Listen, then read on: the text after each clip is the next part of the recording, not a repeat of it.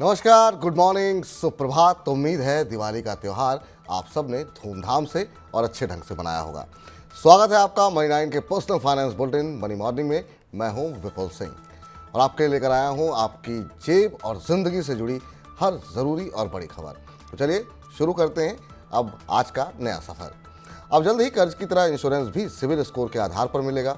फर्जी दावों के बढ़ते मामलों को देखते हुए अब बैंक और लाइफ इंश्योरेंस की तर्ज पर जनरल इंश्योरेंस को भी सिविल की कैटेगरी में लाने की तैयारी चल रही है। एक रिपोर्ट के मुताबिक ऑटो और हेल्थ इंश्योरेंस में फर्जी क्लेम के मामलों में तेजी से बढ़ोतरी हो रही है। अभी तक गलत तरीके से बीमा पॉलिसी लेने वाले ग्राहक पर कोई कार्रवाई नहीं हो पाती है।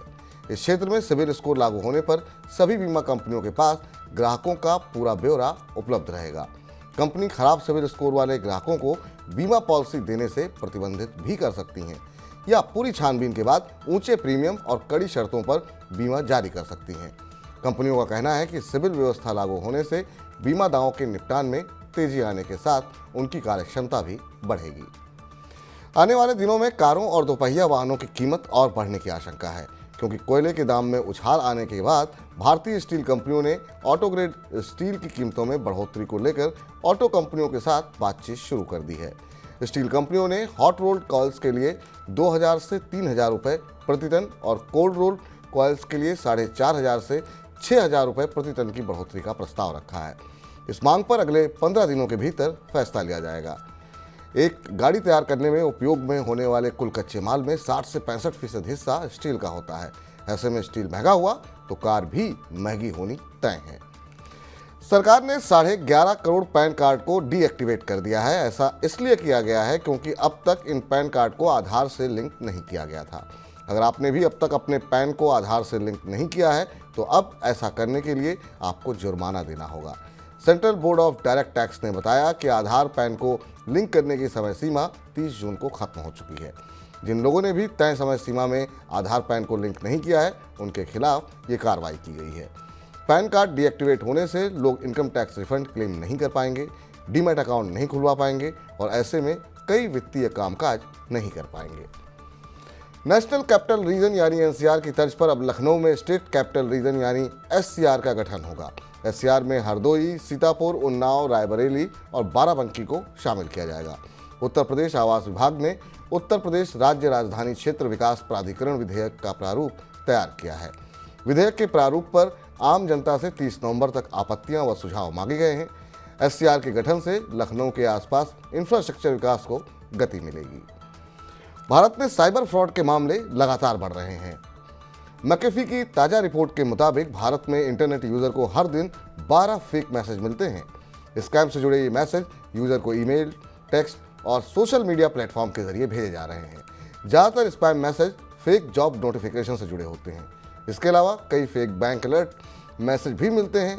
64% यूज़र्स जॉब स्कैम के चंगुल में फंस जाते हैं, वहीं 52% यूज़र्स बैंक अलर्ट स्कैम के शिकार बने हैं।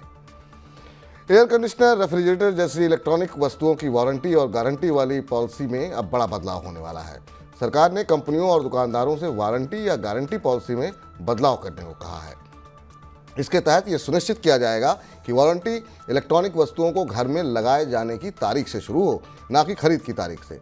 सरकार का मानना है कि जब उपभोक्ता उत्पाद का उपयोग कर पाने की स्थिति में नहीं है, ऐसे समय वारंटी या गारंटी की अवधि शुरू करना उपभोक्ता संरक्षण अधिनियम 2019 के तहत एक अनुचित व्यापार गतिविधि है। दिल्ली में वायु प्रदूषण बढ़ने के बाद हेल्थ इंश्योरेंस की पूछताछ में वृद्धि हुई है। पॉलिसी बाजार की रिपोर्ट के मुताबिक नवंबर महीने में अब तक हेल्थ इंश्योरेंस की पूछताछ में 50% की वृद्धि दर्ज की गई है।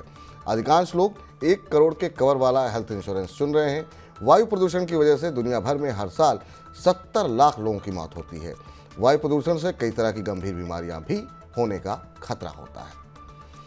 उपभोक्ता संरक्षण नियामक सीसीपीए ने भ्रामक विज्ञापन और अनुचित व्यापार व्यवहार के लिए खान स्टडी ग्रुप पर 5 लाख रुपए का जुर्माना लगाया है।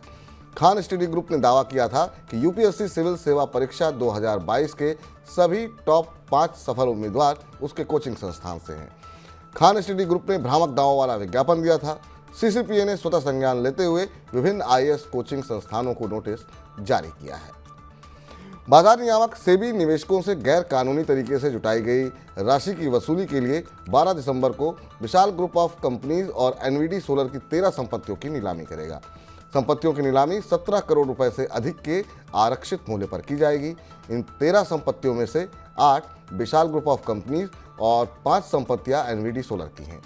पश्चिम बंगाल स्थित इन संपत्तियों में भूखंड और फ्लैट शामिल हैं। त्योहारी सीजन की मजबूत मांग की दम पर अक्टूबर में यात्री वाहनों की थोक बिक्री रिकॉर्ड स्तर पर पहुंच गई है।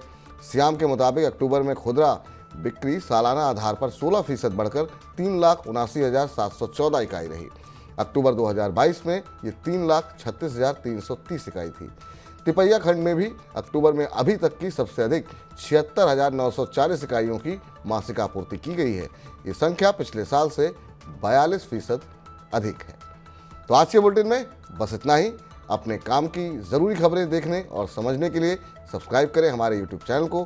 पर्सनल फाइनेंस से जुड़ी खबरों को पढ़ने के लिए हमारी वेबसाइट www.my9.com पर जाएं।